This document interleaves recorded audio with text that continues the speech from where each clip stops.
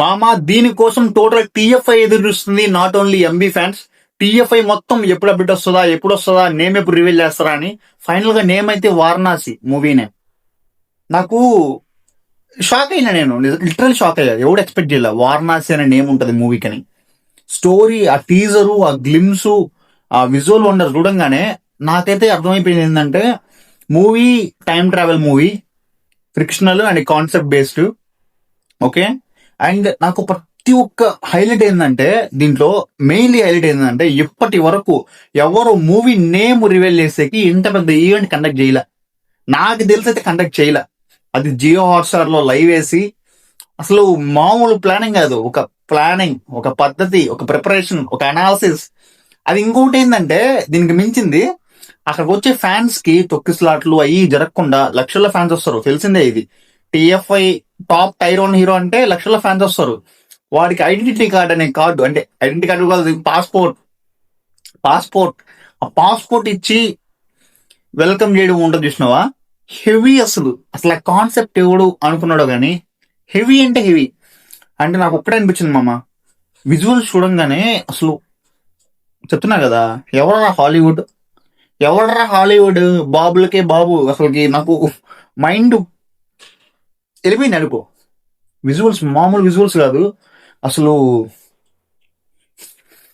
ఇదంతా వదిలేస్తే ఆయన రాజమౌళి గారి ఫాదరు రాజేంద్ర ప్రసాద్ గారు స్టేజ్ మీదకి వచ్చి ఒక మాట అన్నారు. 30 minutes బాబు యాక్షన్ చూశాను, మహేష్ బాబుది. విజువల్స్ లేవు, సీజీఐ లేదు, ఏం లేదు, ప్యూర్ యాక్షన్ ప్యాక్. అది చూడంగానే నాకు గూస్ బంప్స్ వచ్చేసినాయి అన్నాడు. అంటే వితౌట్ సీజీఐ, వితౌట్ బ్యాక్గ్రౌండ్ విజువల్సే అట్లుందంటే, ఆ 30 minutes కి బ్యాక్గ్రౌండ్ విజువల్స్ సీజీఐ వేస్తే మీ ఊరికే ఇచ్చేస్తున్నది. వండర్ చేసుకోండి. అండ్ రాజమౌళి గారు ఒక మాట అన్నారు, నాకు రామాయణంలో రాముడి గ్లిమ్స్ షూట్ చేసేకి ఛాన్స్ కుదిరింది. మహేష్ బాబు గారు ఆ శ్రీరాముడి వేషంలో వచ్చినప్పుడు నాకైతే గూస్ బంప్స్ వచ్చినాయి అట్లే అని. వింటుంటేనే ఎట్లుందంటే, చూస్తే ఇంకెట్లుంటదో, ఏమైపోతారో, థియేటర్లో తగలబడిపోతాయి. ఇదైతే పక్కా థియేటర్లో తగలబడిపోతాయి ఈ మూవీకి. చెప్తున్నా కదా, ప్రతి ఒక్క రికార్డు బ్రేక్ అయిపోద్దిరా. ఎవర్రా హాలీవుడ్, ఎవర్రా జేమ్స్ కెమెరాన్ ఉన్నాడు, రాజమౌళి టీఎఫ్ఐకి ఉన్నాడు. బాబు ఈ లెవెల్తో గ్లోబల్ వెళ్ళిపోయాడు. 120 countries రిలీజ్ చేస్తున్నారు. చెప్పా కదా, ఇంకా అయిపోయింది. Telugu film industry, Indian film industry ఇంకో స్టెప్ వెళ్ళిపోయినాయి. హాలీవుడ్ రేంజ్కి వెళ్ళిపోద్ది ఈ మూవీతో. అసలు నాకు విజువల్స్ ఇంకా మైండ్ లో ఉన్నారా. అది ఇంకంతా పక్కన పెడితే మన బాబు ఎంట్రీ అసలు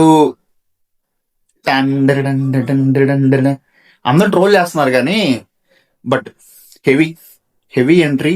అండ్ బాబ్ విజువల్స్ ఇప్పటి వరకు మహేష్ బాబుని ఇలా ఎవరైతే ఊహించుకోండ్రో, వాళ్ళ ఫ్యాన్స్, టీఎఫ్ఐలో ఏ fans and total Indian global fans ఏ ఫ్యాన్స్ మహేష్ బాబు లుక్స్ ని ఈ విధంగా అయితే ఎవరు ఊహించుకుని ఉండరు, ఎవరు చూసుండ్రు.